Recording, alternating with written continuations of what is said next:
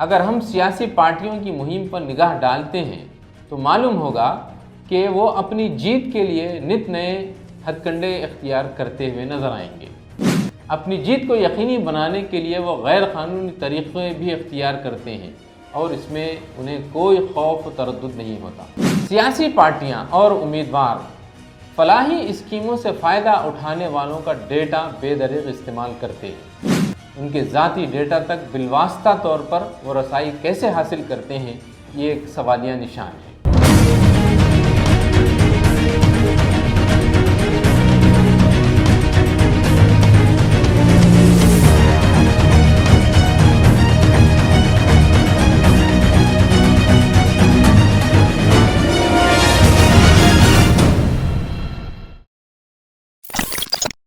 2024 کے عام انتخابات کا آغاز ہو چکا ہے۔ پہلے مرحلے کی رائے دہی بھی ہو چکی ہے۔ آج ہم ایک مخصوص موضوع پہ گفتگو کریں گے۔ وہ موضوع ہے ہمارے ڈیٹا کی پرائیویسی کا۔ اگر ہم سیاسی پارٹیوں کی مہم پر نگاہ ڈالتے ہیں تو معلوم ہوتا ہے کہ اپنی جیت کے لیے نت نئے ہتھ کنڈے اختیار کرتے ہوئے نظر آتے ہیں۔ اپنی جیت کو یقینی بنانے کے لیے وہ غیر قانونی طریقہ کا بھی بلا خوف و تردد استعمال کرتے ہیں۔ ہم آج اسی پر ایک نظر ڈالیں گے کہ کس طرح سیاسی پارٹیاں فلاحی اسکیموں سے فائدہ اٹھانے والوں کا ڈیٹا استعمال کرتی ہیں، ان کی ذاتی ڈیٹا تک بالواسطہ طور پر رسائی حاصل کرتے ہوئے ان کو اپنی طرف رجھانے کی کوشش کرتے ہیں، مگر ٹارگٹ بنانے کی اس مہم میں وہ اکثر یہ بھول جاتے ہیں کہ غیر قانونی طریقے کو اختیار کر رہے ہیں، جبکہ انہیں معلوم ہوتا ہے کہ اس طرح کا ڈیٹا کا استعمال غیر قانونی ہے۔ انتخابات کے دوران امیدواران اور پولیٹیکل پارٹیز اپنی مہمات میں کسی مخصوص سماجی گروہ یا مذہبی گروہ کے ووٹروں تک پہنچنے کے لیے ان پر اثر انداز ہونے کے لیے مخصوص مراعات یا فلاحی اسکیموں کا اعلان کرتے ہیں، گویا وہ ان پر سرمایہ کاری کر رہے ہیں۔ ٹارگٹ آؤٹ ریچ کا یہ ایک مروجہ طریقہ کار بھی رہا ہے تاکہ اس کے ذریعے سے سیاسی پارٹیاں اس مخصوص سماجی گروہ کو اپنی طرف کھینچ سکیں۔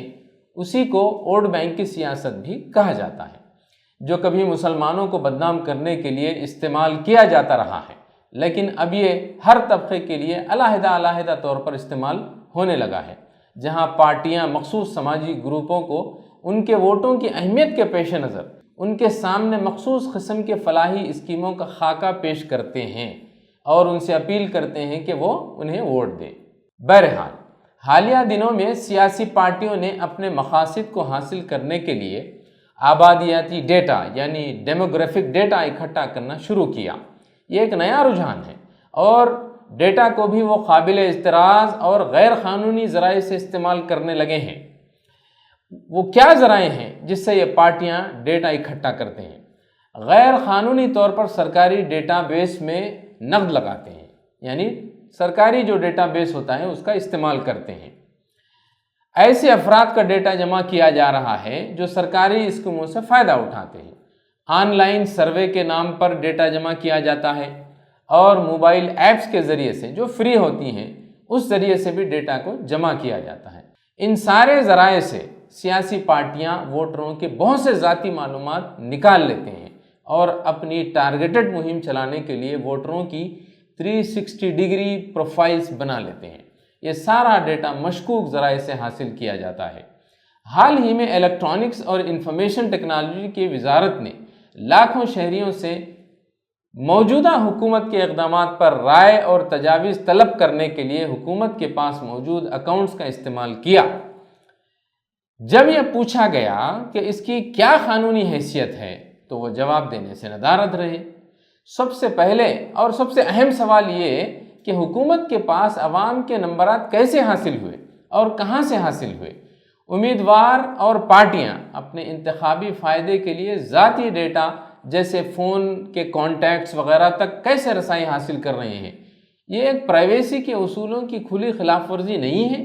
2019 کے لوک سبھا انتخابات سے ہی یہ طریقہ کار اختیار کیا جانے لگا ہے۔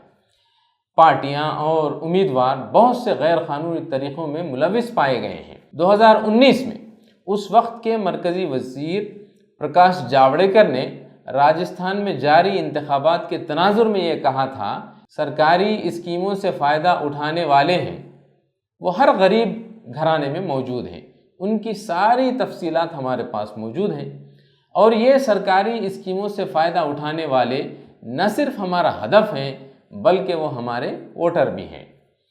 اسی طریقے سے ایک سیوا مترا ایپ ہے، اس ایپ کو ایک پرائیویٹ IT کمپنی نے تیار کیا ہے۔ تیلگو دیشم پارٹی کے لیے انتخابی سروے بھی اسی کمپنی نے کیا۔ اس سروے میں اس نے بائیو میٹرک معلومات، پولنگ بوتھ کی سطح کے ووٹروں کا ڈیٹا بھی اکٹھا کیا۔ تلنگانہ اور آندھرا پردیش میں ووٹروں کی پروفائلنگ میں پارٹی کی مدد کی۔ اس کے ذریعے اپریل 2019 میں ہونے والے عام انتخابات سے ٹھیک پہلے کمپنی نے 7.8 کروڑ شہریوں کے آدھار ڈیٹا تک غیر قانونی طور پر رسائی حاصل کی۔ یہ رسائی کیسے کی گئی؟ سوچنے والی بات ہے۔ اس پر تلنگانہ پولیس نے ڈیٹا چوری کا مقدمہ بھی درج کر رکھا ہے۔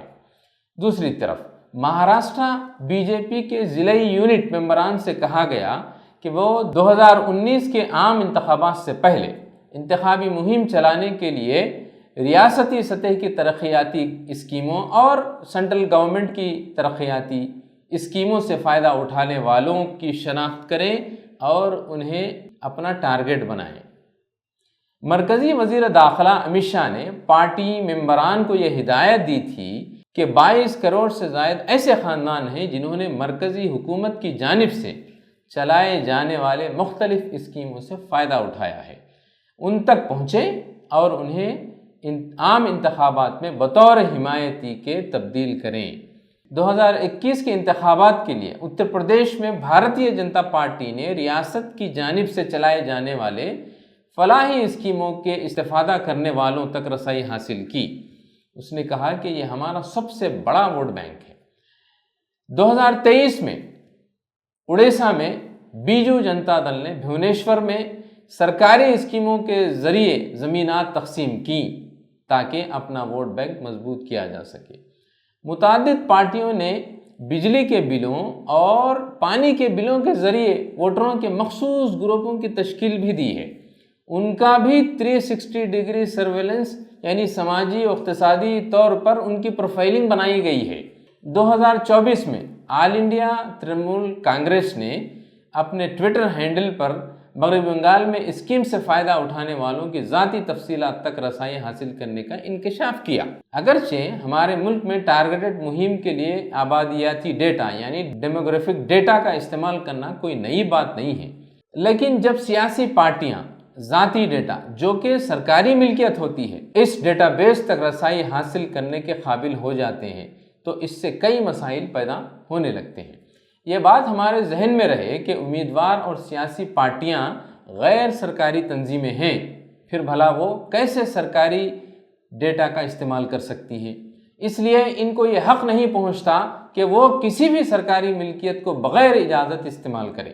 سیاسی پارٹیوں کو افراد کے ذاتی ڈیٹا تک رسائی حاصل کرنے کا کوئی حق نہیں ہے، کیونکہ عوام کسی ایک مقصد کے لیے اپنا ڈیٹا دیتے ہیں جیسے کہ کسی اسکیم کے لیے، لیکن سیاسی پارٹیاں اسے بالکل مختلف مقصد کے لیے استعمال کرتی ہیں جو کہ غیر قانونی بھی ہے اور غیر اخلاقی بھی ہے۔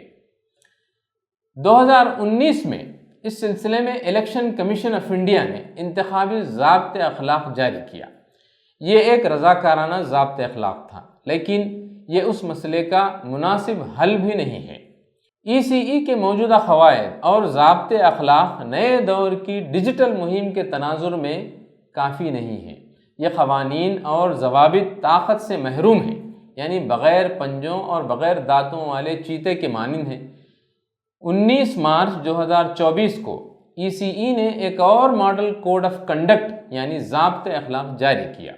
اس میں بھی سیاسی پارٹیوں کو ووٹروں کے ذاتی ڈیٹا تک رسائی حاصل کرنے کے طریقوں اور ذرائع پر کچھ روک نہیں لگائی گئی ہے۔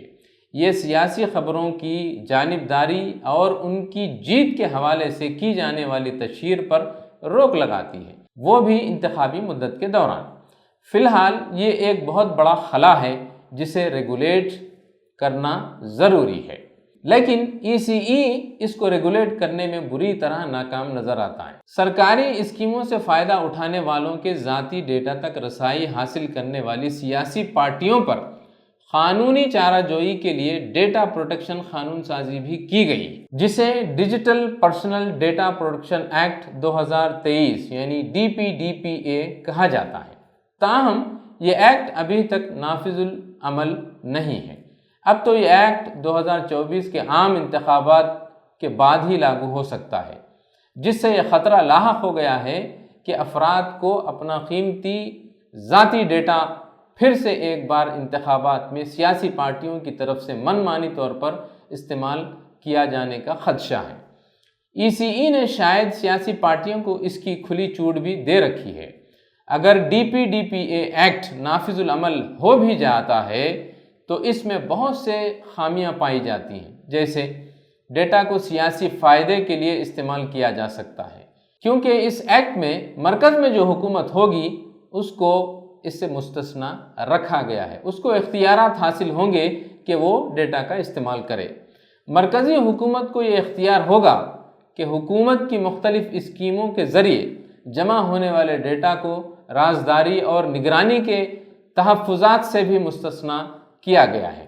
مثال کے طور پر اس ایکٹ کے سیکشن 7 میں یہ ہے کہ جو ڈیٹا رکھتا ہے اسے یہ اجازت ہوگی کہ وہ اسے فرد کی اجازت کے بغیر استعمال کرے۔ اس کا سیکشن 7B خاص طور پر ووٹرز کے ذاتی ڈیٹا پر کارروائی کرنے کے لیے ریاست کو آزادی دیتا ہے، کیونکہ اس فرد نے پہلے کبھی اس کی پروسیسنگ کے ذریعے اپنی رضامندی دی ہوئی ہوتی ہے۔ جب کوئی پارٹی ریاست یا مرکز میں حکومت بناتی ہے تو وہ مختلف اسکیموں یا خدمات کے ذریعے افراد کے ذاتی ڈیٹا کو بڑی مقدار میں جمع کر سکتی ہے اور اپنے قبضے میں بھی رکھ سکتی ہے۔ DPDPA کا ایکٹ انہیں مزید اس ذاتی ڈیٹا پر کارروائی کرنے، اسے استعمال کرنے یا کسی تیسرے فریق کو یا حکومت سے وابستہ افراد کو دے سکتی ہے۔ جب یہ ڈیٹا کسی تھرڈ پارٹی کو دیا جائے گا تو وہ لامحالہ کسی اور مقصد کے لیے استعمال کرے گا، اور سیاسی پارٹیاں انتخابات میں فائدہ اٹھانے کے لیے اس ڈیٹا کا بغیر اجازت استعمال کرتی رہتی ہیں۔ لازمی بات یہ ہے کہ ایسے ڈھیلے ڈھالے قانون و ضوابط سے برصد اقتدار پارٹی کو فائدہ اٹھانے اور انتخابات میں ٹارگٹ مہم چلانے کے لیے کھلی چھوٹ ہوگی۔ ناظرین، فی الحال اتنا ہی، پھر ہوگی ملاقات کسی نئے موضوع کے ساتھ۔ تب تک کے لیے زعیم الدین احمد کو اجازت دیں۔ خدا حافظ۔